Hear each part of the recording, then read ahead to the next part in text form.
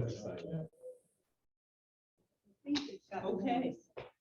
Well, welcome everyone to the President's Club Luncheon. And it is really wonderful to see the number of people who are here. We're very excited to have you.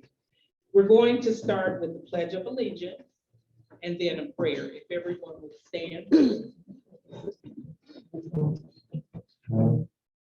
I pledge allegiance to the flag of the United States of America and to the republic for which it stands, one nation, under God, indivisible, with liberty and justice for all. Thank you. And now we'll have a prayer by Tony.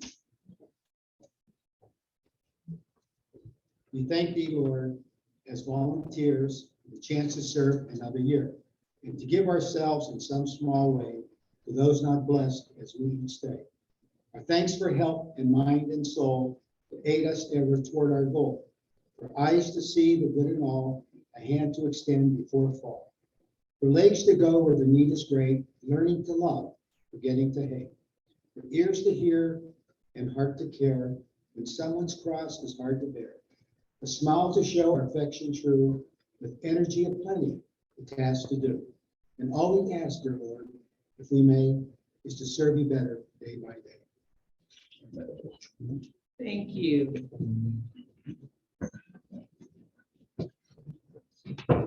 Well, I want to welcome everyone.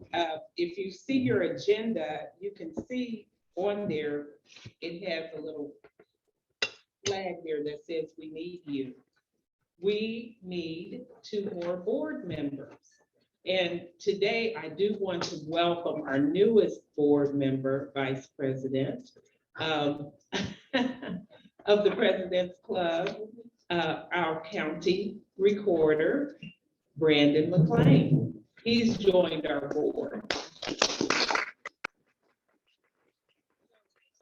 2 other people, you'll be in great company.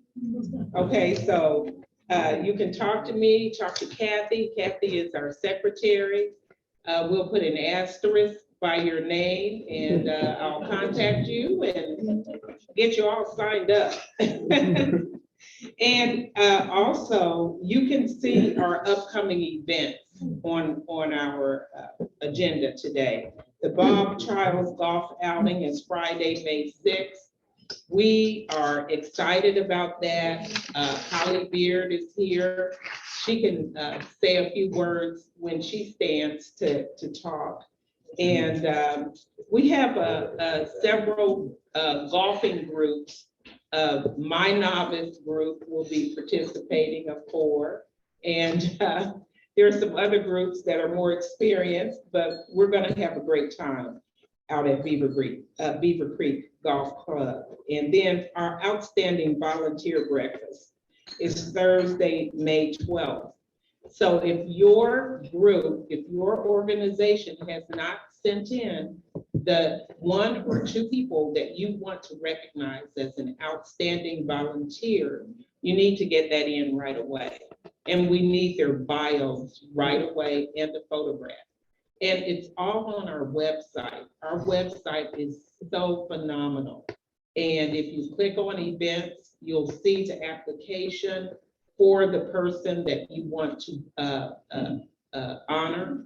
And please fill that out, get that in right away, and get the bios in and the photograph, because that's coming up really soon. And that's going to be at the Presidential Banquet Center, and you know it's at 7 o'clock in the morning. And we're done by 9. And then our Citizen Legion of Honor is Thursday, October 6th at the Dayton Convention Center. So that's a really big deal. We're really excited about it. And we've even gotten money to maintain our walls for into perpetuity. So we have the budget to maintain what we've started, and we want to continue to honor the people in our community that have done really dynamic things in our community as servant leaders, as philanthropists. This is what this wall is for, and this honor is for. It's really a big deal. for our city. And we're really excited that we can have the wall on the third floor. You can see all the people that have been honored, and their bios are there too. And so those are the three big events that we have. We also give scholarships from this event to students. Right now, we're giving 4 scholarships to students at Sinclair College. We're debating about giving 5. What we want to do is to be able to give somebody a full year scholarship, to be able to a full, is it 2-year scholarship? 1 year. 1 year. Right now, it's $2,500. So, yeah, and we want to be able to increase that and maybe give 5 scholarships instead of 4. So that's something that we are talking about right now. And so everybody, we have some great speakers here today, and I do want everyone to introduce themselves and tell us where you're from, and say just a little something about your club and what's going on in the community. So let's start over here where John is. Oh, can you do that, Tony? No. Or do you want him up here? John, go ahead from there. Okay, so I'm John Keller. I'm treasurer. I'm on the board here at President's Club. Serve on the board and treasurer of NAMI, which is the National Alliance of Mental Illness. I'm a member of the Rotary Club. That takes care of some of my time, and I work for Manning and Associates as a certified public accountant. Thank you. Chris Stanley, I'm the executive director of Fisher Nightingale Houses Incorporated. Fisher Houses, we have 2 right now, one at Dayton, PA, and we are national care homes, just like Ronald McDonald Houses, except we support the wounded, injured, ill, military men and women, veterans, and their families that come from all over the world to receive treatment.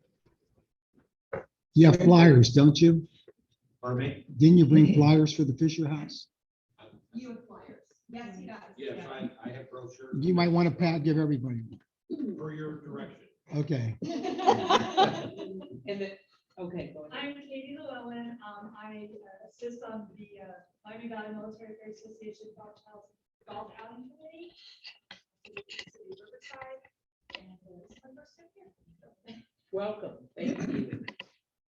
Holly Beard. I own Parrot Promo Essentials with my mom, and I'm on the Miami Valley Military Affairs Association, and I am the person who runs the golf outing that is co-sponsored with the President's Club of Dayton.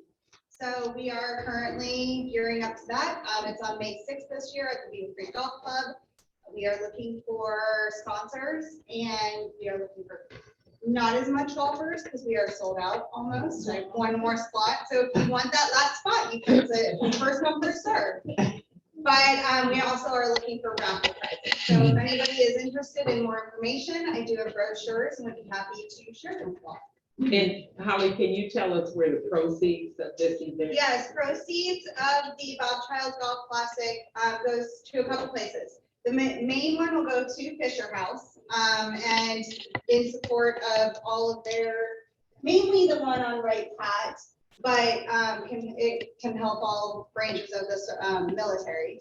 And then the other part, big chunk of it goes to the First Sergeants Association, which you have to excuse because I am not from a military family. I just kind of jumped into this.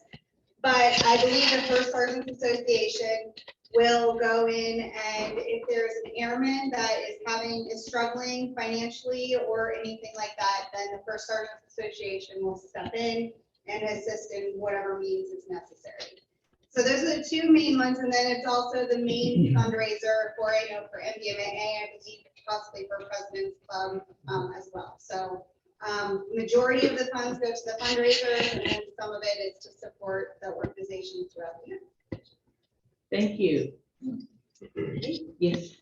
I'm Beth Duncan, and I'm here, it's my first time as well. I'm representing the Centerville Non-Profits Club. I'm president-elect, will be president starting in October.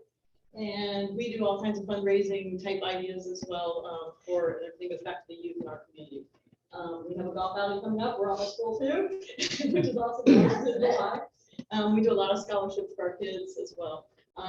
Personally, I'm President and CEO of Lizard Apparel Promotion, so I know you, and we're gonna talk. So anyways, just, I appreciate the opportunity to be here today. Thanks. Terrific. Thank you so much. Beth, you want to get me a flyer so we can promote it, the golf flyer? Okay, I'll do Yeah, that. please. Okay. Barbara. Good afternoon, I'm Barbara Hudson Banner, and I'm here, I'm the Vice President of Twin T Incorporated. I'm here, I'm the Vice President, and I'm here representing my President, Jackie Cobart. And what we do is annually, we do fundraisers that we give away scholarships to our youth. We also give to a variety of charities in the community. And we have new creative arts where we support the youth and with instruments. Well, now we're going to expand it to doing the different arts that they have in the community. But I'm going to cheat a little bit because I'm going to also say that I'm from Mercy Manor, and I'm the CEO from Mercy Manor, which is a recovery house for women in Dayton. We have a fundraiser coming up too, an artist ball. We just started, so we're not full. If you want any information about that, I'd be happy to give that to you. But also Twin T, we have a fundraiser coming up in September the 24th, which is going to be a Western country style barbecue. That's all what our money goes to, is for the youth and the community charities and scholarships. Thank you. Yeah, you can. My name is Ray Mueller. Pleasure to be here with you today. I'm one of the guest speakers. I think I'm third in line here. I live in Beaver Creek, Ohio, and I retired from the Air Force. I'll tell you a little bit more about that. And, I do photography, and some of my work is back there on the table. Beautiful work. Take a look at it. Andrea? Andrea Kannedy, I'm with Prevent Blindness. I'm speaking today as well, so you will hear all the details shortly.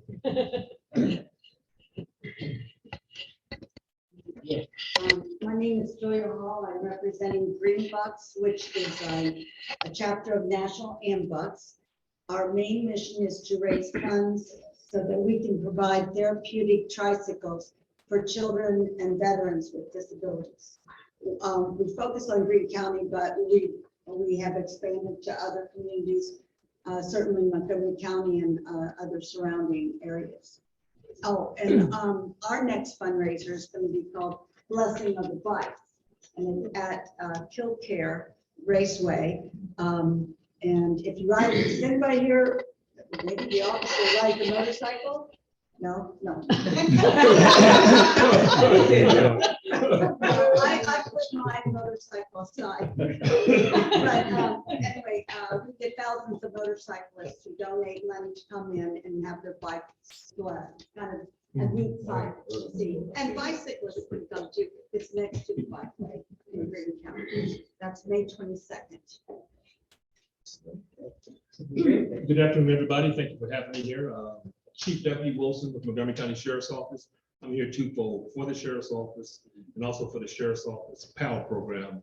I'm the Vice President of it, and President Crabtree will tell you more about the program. But again, thank you, and thank you, Tony, for inviting. It's always good networking.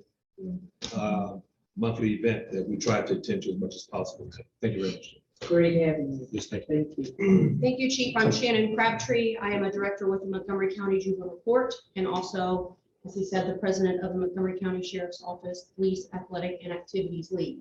That's a lot. We just call ourselves MCSO PAL for short. I wanted to bring some brochures with me today, but I did not go to the office before coming in here, so I did not grab those. I'll bring them next time. In short, we do several annual community activities to bridge the gap between the youth in our community and their relationships with law enforcement. Thank you. Good afternoon, everyone. My name is Brandon McLean. I'm the Montgomery County Recorder. New member. There's some discussion that we're having about the other things she said. That was news to me. I don't know what to work out the other things, but I am a member of the Dayton Rotary. Two things I want to bring to your attention since I have is right now. First thing is number 50. Yesterday, I was the keynote speaker for the Northmont Rotary Club, which next week actually will officially celebrate their 50th anniversary. So I just wanted to pass that news along. And then also at the end of this month, the Dayton Rotary is having their day of service project. That's going to be Saturday on the 30th from 8 to 12. And they'll be working with the Rebuilding Together Dayton chapter to help do something with the National Rebuilding Day, which is one of their keynote programs. So just wanted to just bring greetings from all of those things. Glad to be here. Looking forward to the future, or at least some of it.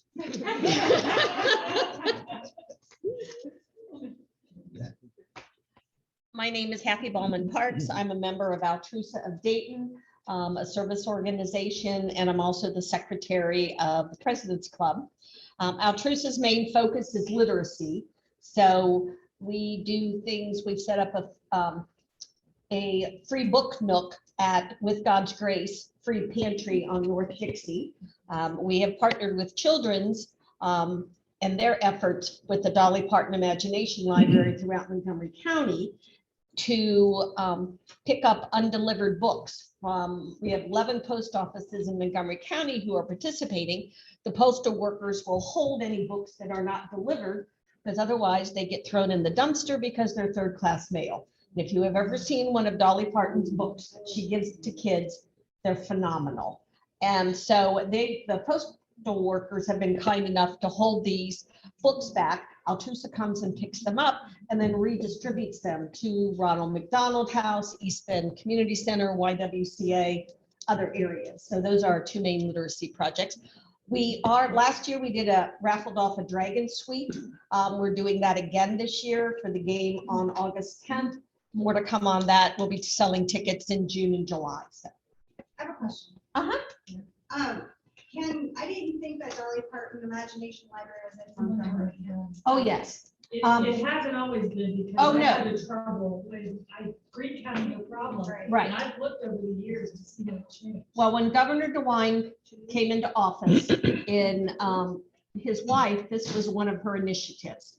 So I believe it was COVID hit in 2020, like in December of 2019, she pushed that all counties are now have set up some administrator or organization to get Dolly Partons in all 88 counties of Ohio. So to the best that I know of, that has spread out. Greene was way. Yeah, it took forever. And we feel we're not. Kay Webster, who is the librarian at Greene County Library, was a member of Altrusa. And she was the one who initiated and said, we need to do this. So she was the one who spearheaded the program in Greene County. So we have a special place in that. Sorry I talked so long. That was great. My name is Billy Anderson. I represent PERS, Public Employees Retirement, Inc. I'm the Vice President of Chapter 6, and I'm here basically to network. And it's a retirement group, Chapter 6, and we're concerned about what's happening with our resources that we have as retirees. Things change, and we're an advocate of trying to make sure we stay on top of that. Hopefully, we can also use our affiliation with the President's Club to take advantage of some of the excellent presenters y'all have coming up. And we do make donations to different organizations throughout the year. I'm the Vice President. And I am Edward Livesey, the founder, pastor, and executive director of Mission Addiction, one of the other speakers here today. And I'll tell you a little bit more about it, I guess, in a bit. Thanks for Tony for inviting me. Okay. Introduce yourself, Tony. That's why I get in the camera. Tony Masood, I know most of you know me. I've worked with some of you too. But I'm a Civitan. I'm governor-elect for Civitan. And what Civitan does is they have a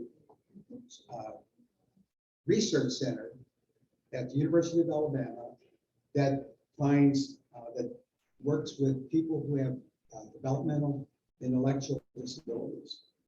And they're doing all kinds of research. You can check it out, civitan.org. I'm also a member, Civitan works locally with youth at risk. Pell is one of our major projects that we help, building bridges and the Victory Project.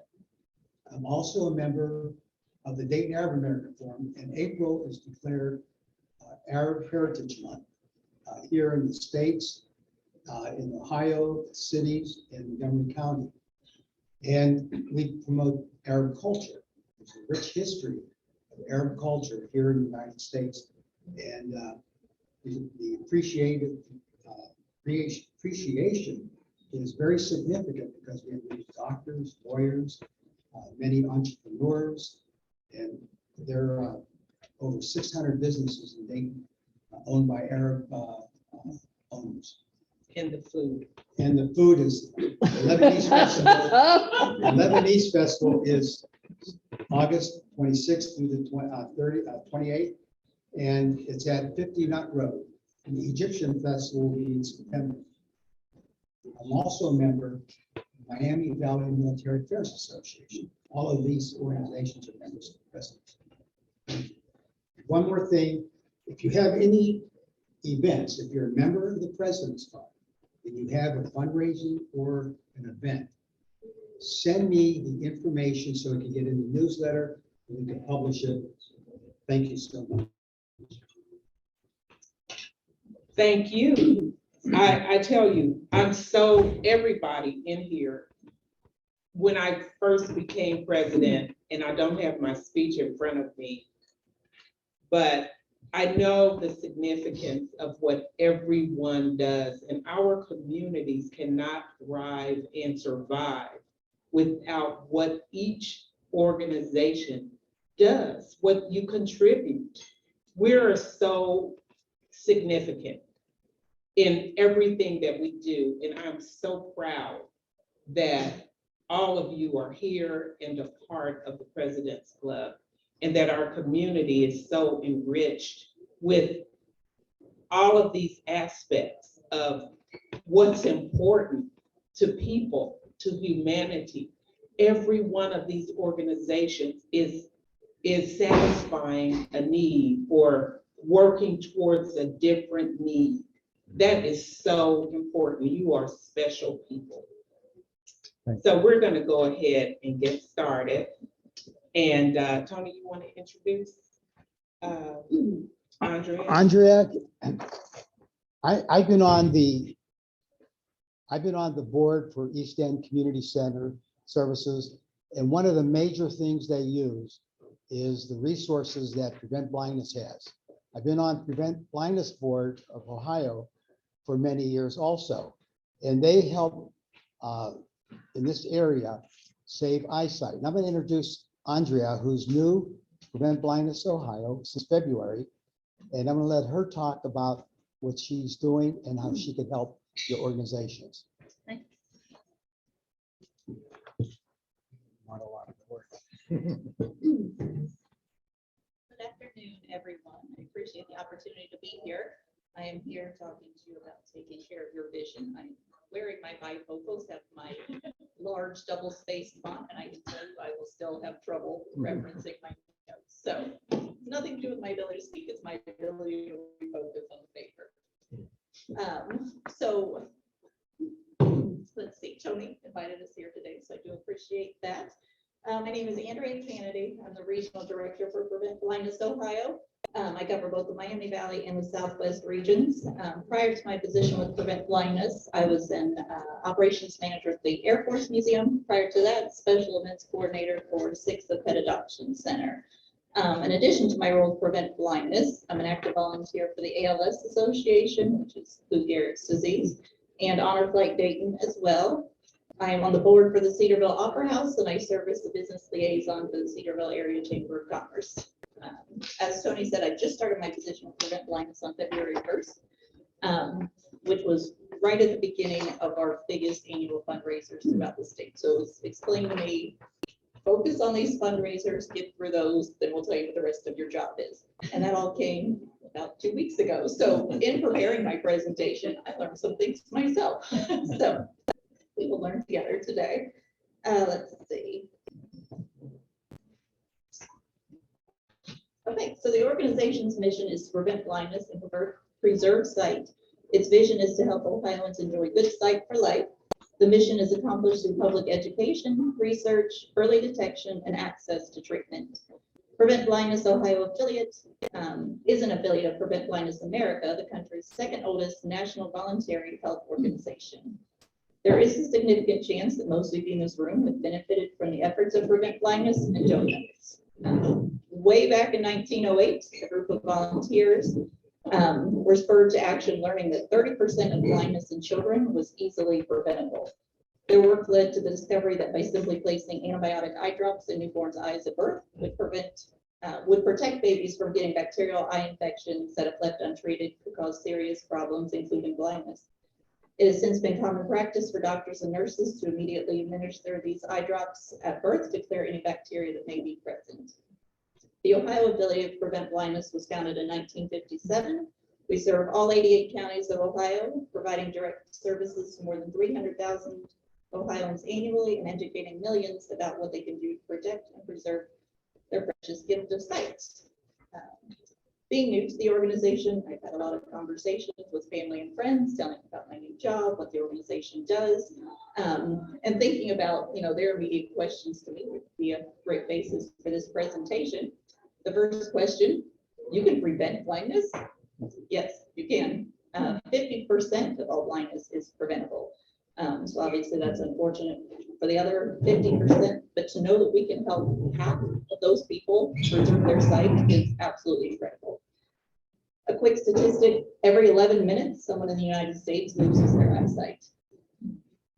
What leads to vision loss? For adults, the leading cause of blindness and visual impairment are glaucoma, diabetes-related eye disease, cataract, and macular degeneration. In Ohio, over 170,000 people over the age of 40 are blind or visually impaired.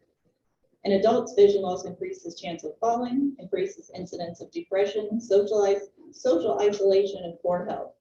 Vision loss decreases independence and increases the likelihood of a nursing home admission. 11% of nursing home admissions are due to vision loss.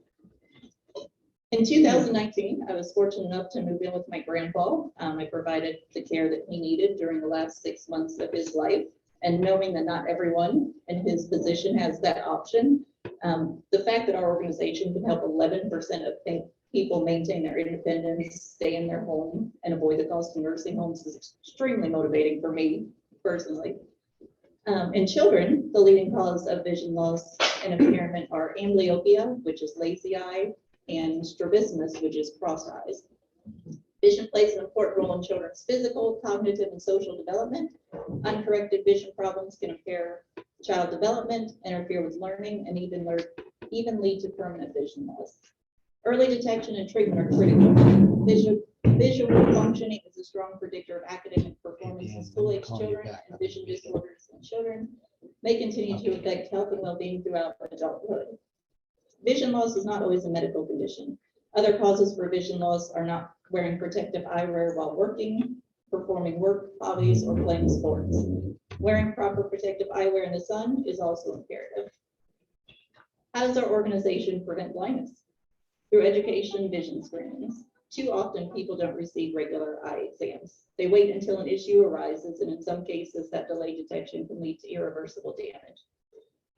PBO has programs that focus on Ohioans who are at the highest risk of losing their sight, including preschool and school-age children, people with diabetes, ethnic groups prone to glaucoma, older adults, and those without financial resources to obtain the eye care they need. PBO trains, certifies, and equips our community partners to conduct vision screenings on children, adults, and seniors in community settings, which provides an avenue for early detection in residents who do not have regular eye exams. PBO advocates for public policies that open access to help for those highest at risk of losing their vision. Additionally, PBO supports research that seeks the cause and cures for blinding eye diseases. Prevent Blindness also relies on volunteers to become certified vision screeners. These screeners regularly attend community health fairs and other events to provide free vision screening for everyone. These screenings are not to be confused with an eye exam that would be performed by an optometrist or ophthalmologist. These screenings determine the individual's need to see the optometrist or ophthalmologist. One of our most regular certified screeners for the Miami Valley. Anybody want to guess? Tony? He does it all. Another source for our certified screeners is school nurses. Once the nurses have completed their certification, we then provide the school with screening equipment at no cost to them. This enables the school to help to detect vision issues as early as possible. Even the most attentive of households, vision impairment in children often goes unnoticed because a child doesn't know that what they are seeing is abnormal, as it is the only quality of vision they have known. One of our state board members is blind in one eye, and she was almost 5 years old when her family finally figured this out, because again, she didn't know that what she was seeing could be any different. Let's see, we can't see through someone else's eyes, right? So these screenings are imperative to early detection and helping the people in our community maintain healthy eyesight. Once these screenings have been completed and the need for eye care is determined, the Vision Care Outreach Program to prevent blindness comes into play. The Vision Care Outreach Program reduces the incidence of unnecessary vision loss by providing access to our voluntary system of comprehensive professional eye exams, follow-up care, education, medications, surgery, and eyewear to children, families, and seniors living at 200% of poverty or worse, and who do not have the means to pay for eye care themselves through income and/or insurance. The VCO program gives at-risk individuals a better chance at improving their quality of life and enhancing the opportunities for increased success in school, job, readiness, productivity on the job, and independence in the skills of daily living. The ultimate goal of the VCO program is to reduce the incidence of vision loss and impairment by providing education and access to ongoing comprehensive vision care services. How do we fund all of these services? Our sight-saving programs are supported by donations from individuals, corporations, foundations, and organizations. Prevent Blindness also receives a grant made possible by the Save Our Sight Fund, which every time you renew your registration, we're those people. We're the ones that you say yes to giving the dollar, that goes to our organizations. Funds raised through, statewide funds are distributed throughout the counties, but each region makes their own fundraising efforts as well. Funds raised through personal donations, grants, and events held in the Miami Valley stay in the Miami Valley. Each region also has a volunteer executive council that is the driving force behind fundraising efforts for the people in their own communities. Again, Tony has mentioned he is a member of that. Our biggest fundraiser is our annual People of Vision Award Luncheon. At this event, we honor an individual known for their philanthropic work in the community. In turn, that honoree, along with our executive council, secures event sponsorships and recruits new volunteers and donors. That happens every February and March throughout the state. So got a whole year before I tell you about those. We also have what is called donating doctors. These doctors are incredibly generous and set aside a certain number of appointments per month at no charge. Some people fall in between the cracks of not having vision insurance, but making just too much money to get any help, but they also can't afford it for themselves. So that really comes in handy for those people. Prevent Blindness is an advocate of Prevent Blindness advocacy and public policy. We advocate for laws and policies that widen access to vision care, encourage eye safety, and educate consumers about what they can do to protect their precious gift of sight. Some of the state issues are maintaining vision benefits for Medicaid recipients, opposing legalization of consumer discharge of backyard fireworks, and widening access to eye medications. In addition to our efforts, Prevent Blindness Ohio supports vision research through the Prevent Blindness Young Investigator Student Fellowship Awards for female scholars in vision outreach. PBO provides training support for future generations of outstanding female scientists committed to pursuing biomedical, behavior, or clinical research careers relevant to the mission of Prevent Blindness. To close, I'm going to tell you 3 quick little stories about some Ohioans who have benefited from Prevent Blindness. David came to Prevent Blindness through our partners mission. He was signed up to receive new eyeglasses at no cost. After he received his glasses, David told us, "I was between jobs, about to start a new one. Faith Mission and Prevent Blindness had helped me with glasses in the past when I was homeless. Being without health insurance, they were kind enough to help me again." A recent Prevent Blindness trained and certified vision screener shared the following story of a young student. "Our club does eye screenings at schools and our local fair. One little girl was a referral for a problem we detected during screening. We printed out the reading results and her parents were diligent enough to take her to an eye doctor. She was diagnosed with a malignant brain tumor that was surgically removed, and the parents were so grateful our vision screening indicated a problem. One last story shared with us was about a woman whose glasses were damaged, so no longer of use to her. She was without means or awareness of assistance to replace them. She shared with our advocate that without her glasses, she relied on her GPS system to drive. While she could see, she did not see well and made her turns based on the verbal notification of the GPS system. You can imagine how scary that is, not only for the individual, but everyone else in her rounds. Our advocate 2 miles ahead. Our advocate reported her car had many dings, dents, and scratches. Our advocate was able to provide her the information for services provided by PBO and get her glasses replaced. These are great examples of the reality of vision loss and impairment, and that doesn't mean life stops. You lost your glasses, your job still expects you to be there. You have to go to work to pay your bills. So you've heard today the impact that the gift of sight has on a person's life, and not only the necessity to protect it, but also the possibility of protecting it.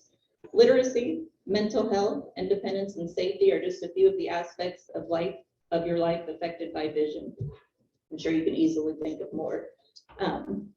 I have lots of brochures over here on the table pertaining mostly to the adult services, but if anybody wants children information, I can get that as well.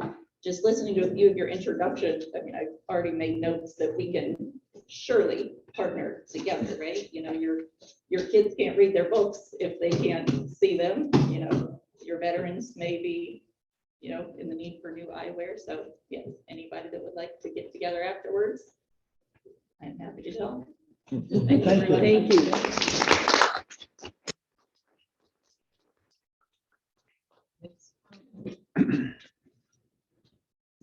Edward.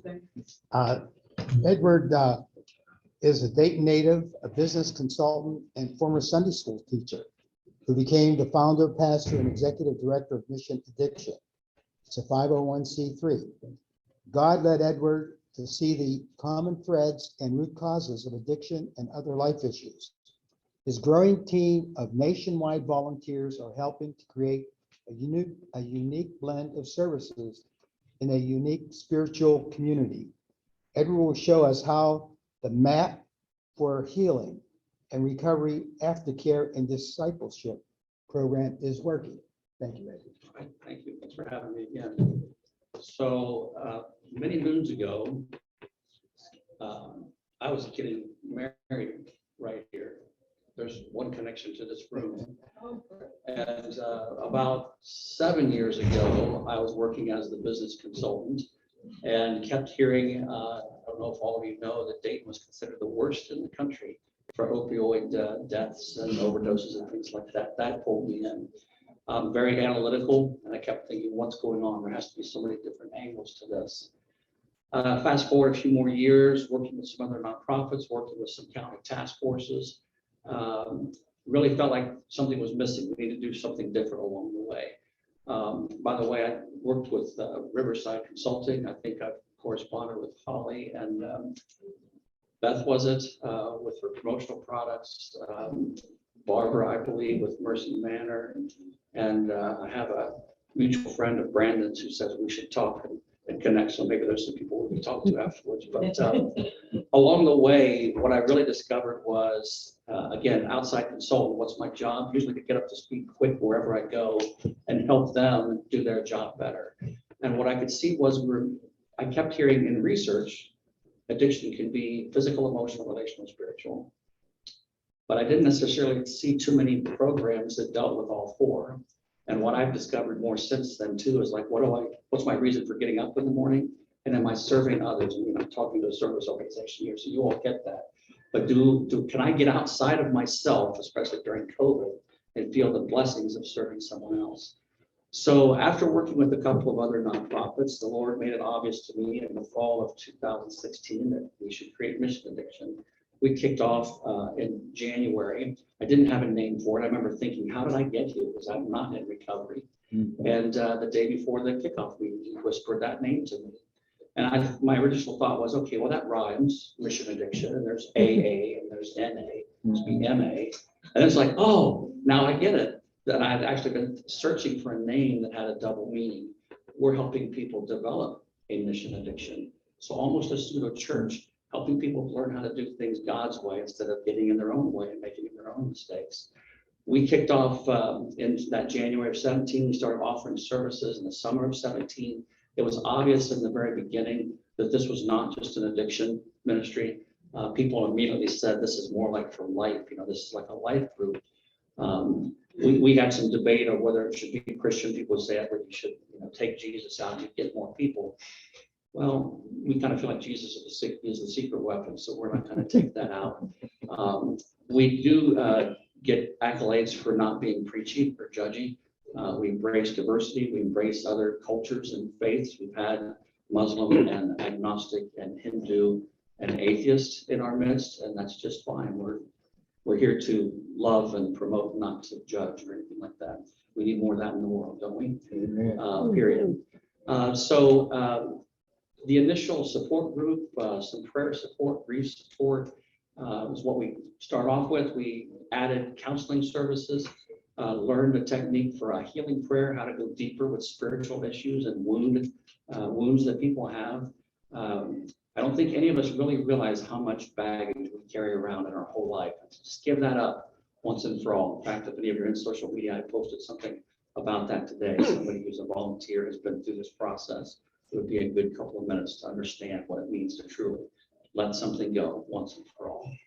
So we added that. In the end of 2018, I started feeling some other nudges. Okay, you've done these different things. You have these miscellaneous services. Why don't you put that all together in a package? Like, okay, and hadn't thought about that. So we put it into a program, the best classes we've done, the best insights from the support meeting, from the counseling, from the healing prayer sessions, and created the map for healing and recovery that Tony mentioned. It covers physical, emotional, relational, spiritual, life purpose, and serving. There is an obvious order. The program builds on itself as you go. It's absolutely a discipleship program. So if you just wanted to come for the faith, we start off with Christianity 101, help you understand the Bible. There's a lot of talk about the Bible being outdated or it's not valid anymore and things like that. So we talk a lot about why you should take it to the bank to begin with. But we also get into being complacent in any area of your life. Spiritual warfare, we get into anxiety and grief and worry and fear and am I hitting any boards here with anybody? Anger, resentment, toxic shame. A lot of different angles, a lot of different emotions that people go through or can hold someone back. The program starts off mostly working on the individual. Let's stabilize an individual. But then it switches gears and we have several weeks on communication and relationships. Whether it's addiction or whether it's a divorce situation or a grief situation, a lot of people are struggling or have maybe burned some bridges. How do I restore those relationships? Well, first of all, we have to recognize that, you're not me. So I can't, point my finger and say, why don't you act like me? Well, because they're not. How are all the different, what are all the different ways that we are different? Do we listen to each other? I would submit that we have a listening pandemic in the world, that it's very easy to talk about our own agenda and our own things without saying, hey, I just heard you. Understand, it sounds like you're feeling such and such, and really truly be heard. How do you build those bridges? How do you properly apologize? How do you possibly have better, healthier boundaries going forward? After that, we switch gears and it becomes a little bit more of a faith message, more life purpose, more putting it all together. And at the end of the program, it's a bit of how do you turn around and help someone else? That can happen at the very beginning, or it could be something that's more towards graduation, if you will. So we launched that program in the summer of 2019, just kind of a couple of informal pilots. It went surprisingly well. I'm a consultant and a former corporate trainer, so I have some chops in this area, and I thought it would be decent, but it was even better than I thought it would be. So we thought, well, okay, 2020, this will be the year we really tell people we're here, we have a good deliverable, we're different. And something happened in 2020. I don't know if anybody remembers. For some reason, I wasn't even allowed to get out of the house, to promote anything. So that changed things, but then the Lord opened up a different door, and that was a tidal wave, like a 600-700% increase in volunteers from around the country. To date, we've had volunteers from 23 states, 5 US time zones, and I guess technically a couple of other countries and other time zones. Didn't see that coming. Clients from Alaska to Florida, didn't see that coming. It's been a huge blessing, a lot more youth, doing some work with colleges right now, trying to expand the campus outreach program to catch people sooner. I love working with kids. I love working with all ages, but it sometimes can be, you can get compassion fatigue working with somebody in their 50s and 60s who's still really struggling with something. And so I feel great that we're helping people in their teens, perhaps early 20s, realize there's a way to get help, that volunteering is a good thing and it feels good to volunteer. Some of them participate and get some healing in that way as well, so that's great. We do have a couple of, excuse me, dates coming up in May, so just a month away, where we have an orientation for the MAP for Healing and Recovery. The next game plan is to kick one off on Thursday nights. We typically offer them a couple times a year and they overlap. So if you missed one, you can kind of catch the next one. So the next one will be Thursday nights. May 19th and May 21st are the dates for the orientation. If anybody wanted to help in that respect, if you know somebody, look us up on the website. It's all on there, social media, that Facebook, Eventbrite, meetup.com. I'm trying to think else what I could say here. Other things that we need, we're always in need of funds because we're a Christian 501c3, because we're not necessarily working with a team of different folks. Some grants just aren't as open to us. So we depend a little bit more strongly on private donations. So if you know any resources there, we would be open. We could use some working board members, people who maybe have some connections. I can't believe in 5 years of doing this mission since we officially launched, 7 years total, that I've never truly had an ambassador. I've never truly had a networker. Just wanted to come on board and help us kind of connect, which is why I appreciate this guy over here so much, because we've just gotten introduced to several connections here. But that means the world. You might think, well, that's not volunteering. The heck it isn't. The heck it isn't contributing and helping. Do I still have a couple minutes to kind of share a story or two? Actually, I kind of got started a little bit late. You want to wrap up there? So again, Edward Livesay, Mission Addiction. I'd like to talk to people afterwards. I budgeted time. I'd be glad to tell you more, give you some examples, things like that. Can you give the website again? Mission-addiction.org. And I would add, if you would like to have him speak at your organization, any of the speakers do that. Great. Thank you. Thanks again for having me. Thanks for listening. Thank you. Excellent. Well, Ray Mueller is here, and Ray is a photographer. I'm one of his biggest fans. And photography, my degree is in journalism from Ohio State. And I was a news photographer, a writer, all of that stuff. But for somebody to do the kind of photography he does with nature, it takes a special person to sit there for hours to get the right picture. And one thing that he said in here in his bio, to walk in a forest of early morning fog or frost, witness a sunrise or sunset colored with rich palette, smell the nectar of a myriad of flowers, see, hear, and listen is to embrace life itself. Isn't that poetic? Oh my gosh. Ray, did I write that? You wrote that.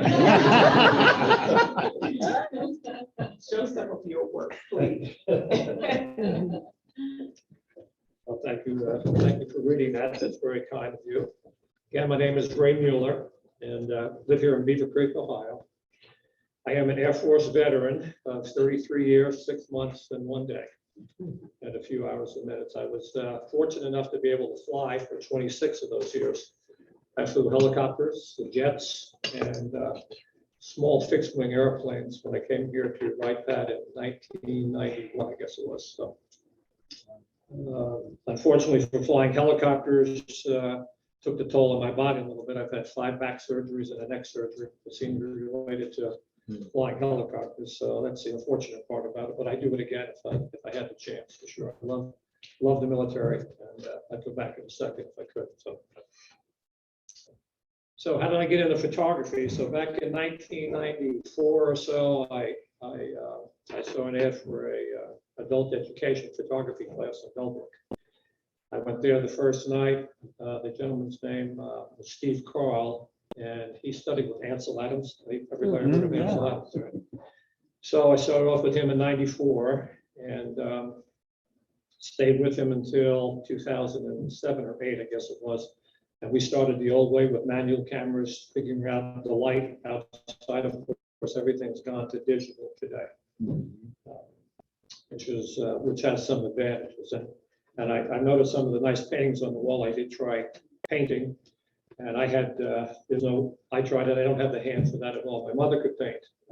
I didn't have the hands for that, so kind of went into photography. And when I retired in 2007, I kind of went full bore into photography. And with Steve, we kind of studied landscapes and architectural photography. I wasn't really too interested in that. I was more interested in wildlife, birds in particular, flowers, landscapes, those type of things. I kind of went in that direction, and I'm really happy that I did. And in photography, lighting is the key. It's the key to everything that you do. It makes or breaks a photograph. And I found this quote by a painter. His name is Carlotti. You might have heard this before. But let me read this. It says, "Beauty is the summation of all the parts working together in such a way that nothing needs to be added, taken away, or altered." So what I try to do when I go out and photograph is I try to get the image the way you see it. Now, I know today, you have to import photos into Lightroom or Photoshop and produce them that way, but I don't add anything to a photograph or do anything to it that wasn't there the day. If it doesn't look right, I don't keep it. And I've taken hundreds of thousands of photographs and kept only a small fraction of those. So, and also another principle I go by is the early bird catches the worm. So if you're the first one out there, usually you got the best chance of finding something. So after I retired in 2007, I kind of went full bore into photography, opened up a business, have a website. I do have some cards on the table back there.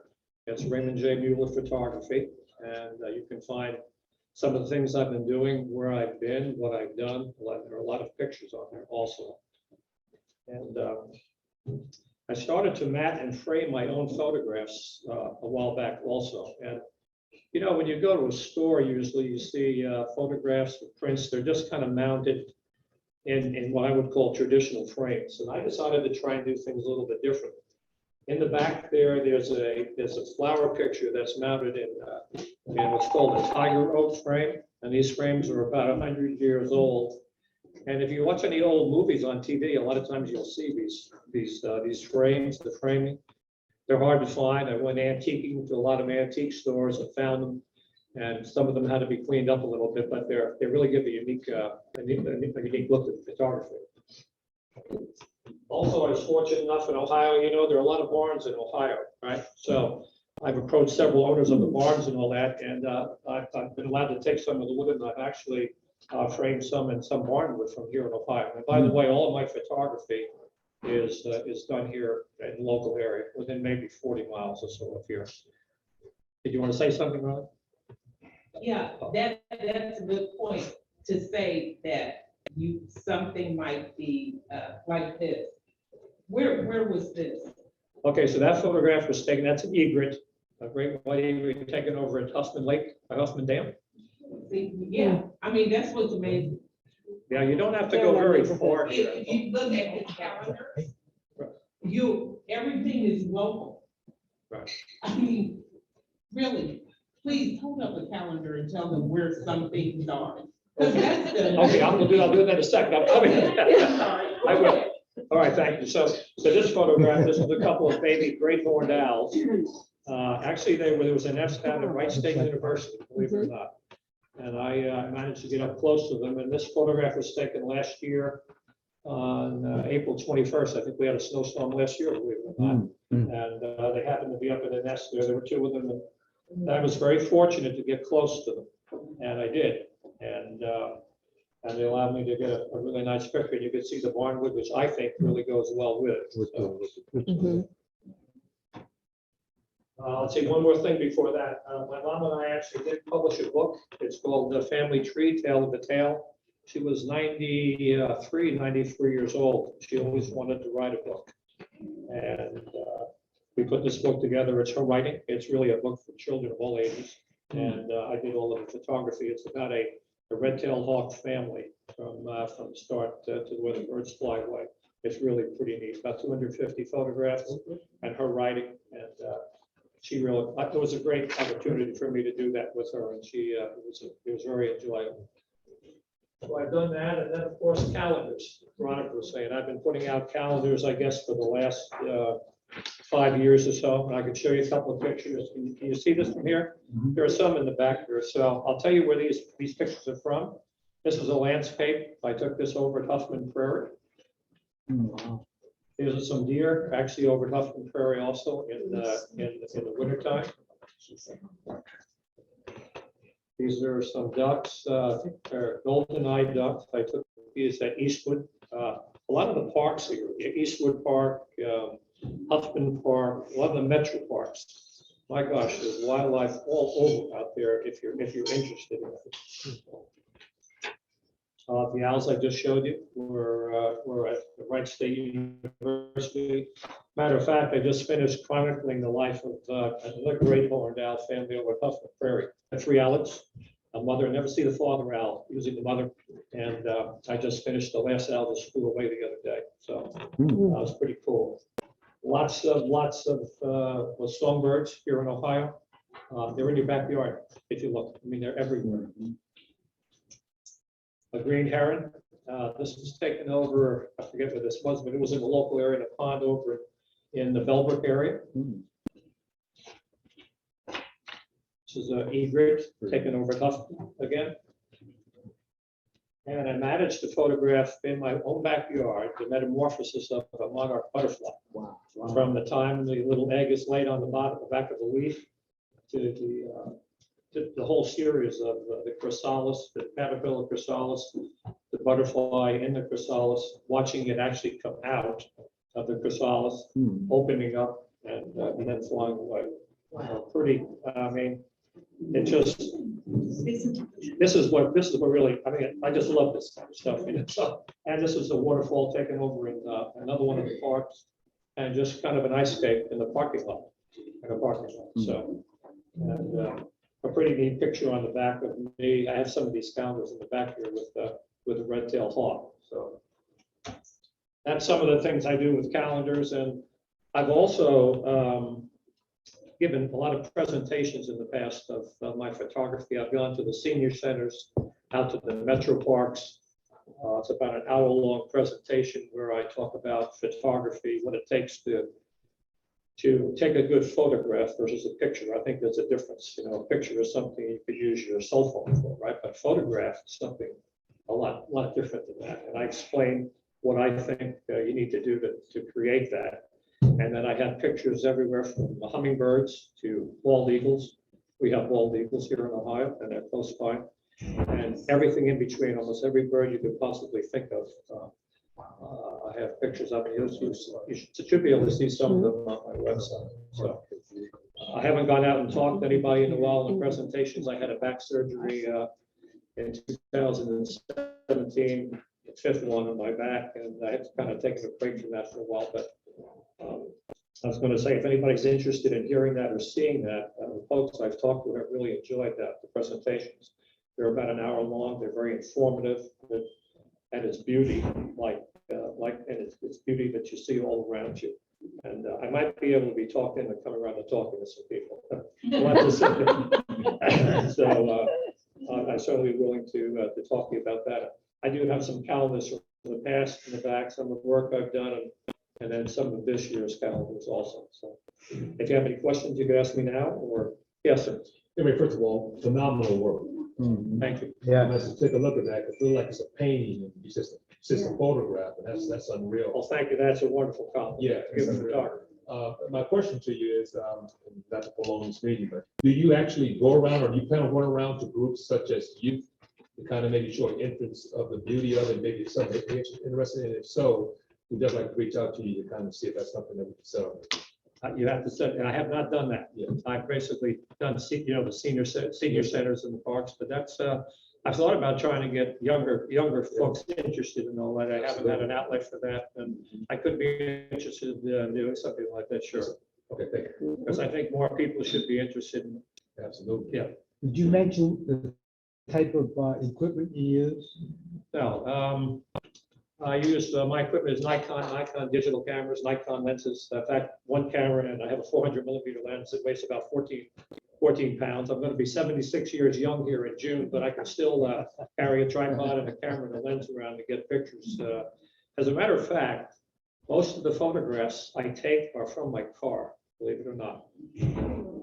So if you can position yourself in the right place and be still, it's amazing how the birds will just, wildlife will just come around you. And also if you're out, like the owls I was just photographing, once they get to know you, the parents get to know you, they'll allow you to get kind of within a certain distance of them. And as long as you don't cross that line, they'll come in, take care of the young, feed their young, and do what they have to. So pretty Nikon equipment, which I've used for forever, 30 years or so. Ray, I'm sorry, I'm asking a question for Ms. Crabtree because she's scared. That's okay. I'm not trying to put you on the spot.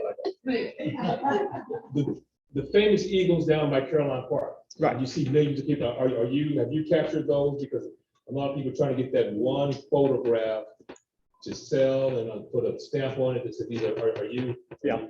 I know the gentleman down, no, I have not been down there. Okay. But the initial, I know the gentleman, I can't think of his name down there, who kind of has been in the paper and on the news.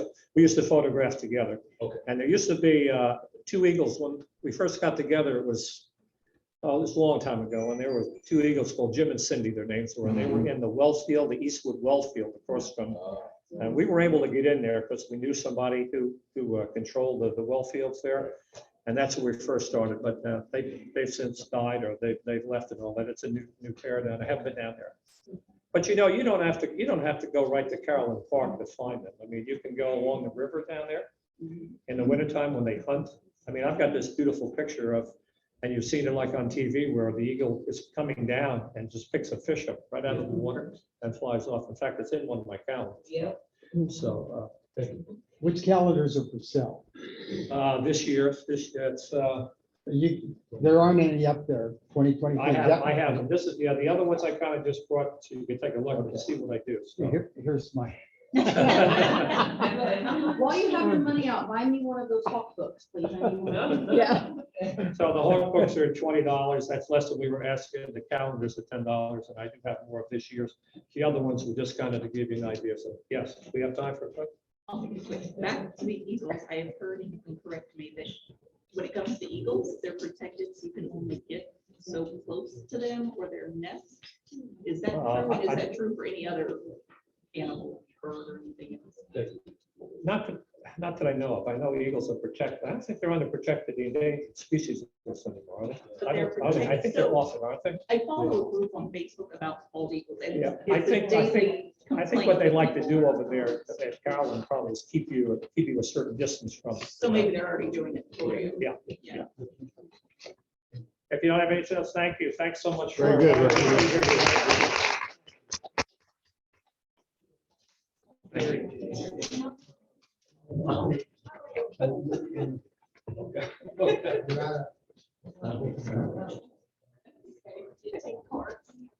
Okay, everyone, we are a little over, and I thank you all. This was a very interesting We have to pay for the lunch. meeting. And the luncheon, we pay for them at the front door, going towards the The front. speakers, we take care of the speakers. Yeah. Speakers, lunches, we take care of. We thank every speaker. Everybody's presentation was phenomenal. Thank you, everyone. You got lunch? They're a wild bunch. Give me that prayer.